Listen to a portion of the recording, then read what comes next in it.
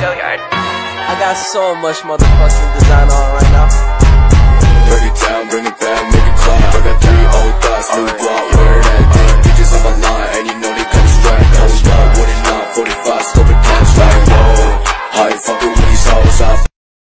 Assalamualaikum warahmatullahi wabarakatuh. Perkenalkan, nama saya Sari Nurhalisa dengan NIM B2206011. Baik, di sini saya akan menjelaskan materi tentang kontraksi dalam persalinan.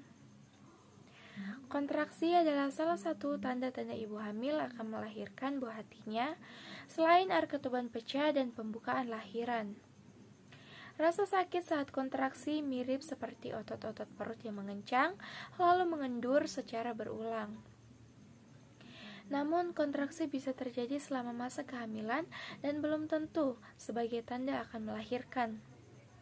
Terdapat beberapa jenis kontraksi selama masa kehamilan yang terkadang membuat perempuan pada kehamilan pertamanya sering bingung.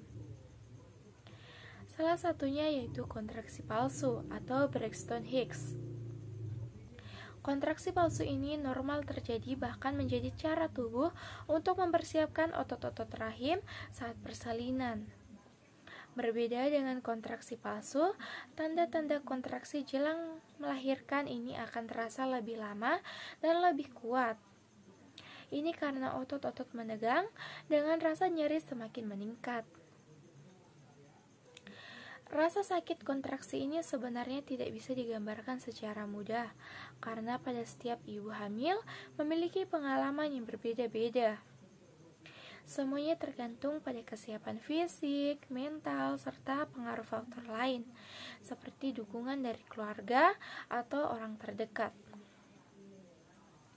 Ada beberapa gambaran umum kontraksi persalinan untuk ibu yang baru menjalani kehamilan pertamanya.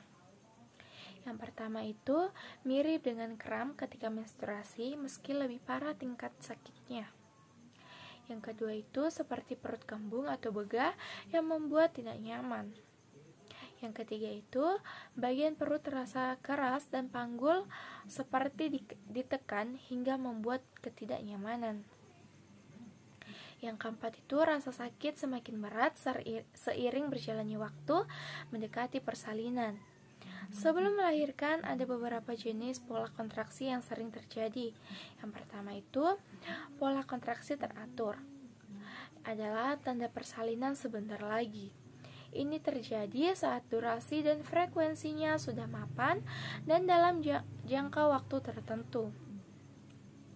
Misalnya, kontraksi terjadi setiap 5 menit sekali dengan rasa kontraksi 1 menit. Yang kedua itu pola kontraksi tidak teratur. Kontraksi terjadi tidak dapat diprediksi.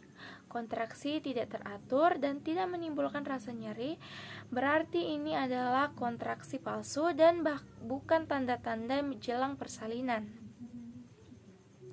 Yang ketiga itu pola kontraksi berkembang. Saat mendekati persalinan, durasi kontraksi akan semakin lama dan terasa kuat pada rahim. Kontraksi berkembang ini terjadi lebih lama dan frekuensinya semakin sering. Kondisi ini baik karena sebagai tanda ada kemajuan saat akan melahirkan. Yang keempat itu kontraksi tidak berkembang. Kontraksi ini sama sekali tidak ada tanda-tanda yang semakin kuat, lama, dan sering seperti seharusnya.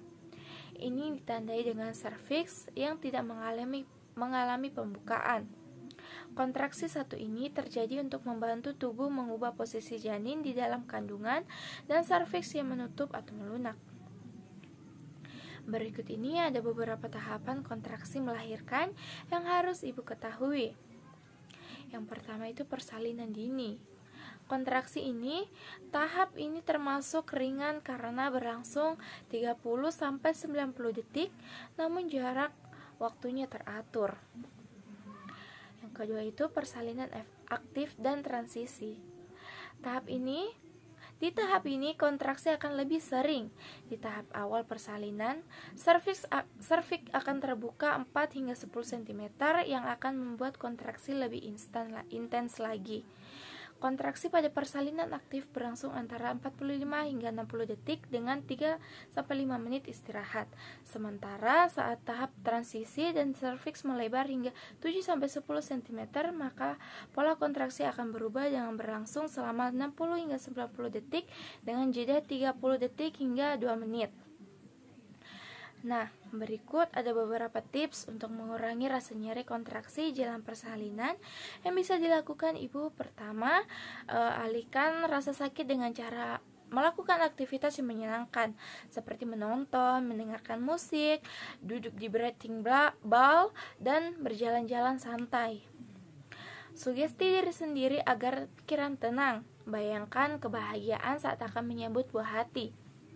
Tidur untuk menyiapkan tenaga dalam proses persalinan. Mengatur pernapasan agar lebih tenang dan mengontrol rasa sakit. Melakukan pijatan di lengan, kaki, dan punggung bawah. Bisa diminta bantuan kepada suami ataupun pasangan. Sekian materi yang dapat saya sampaikan. Kurang dan lebihnya mohon dimaafkan. Dan saya akhiri dengan ucapan wabillahi taufiq wal hidayah. Assalamualaikum warahmatullahi wabarakatuh.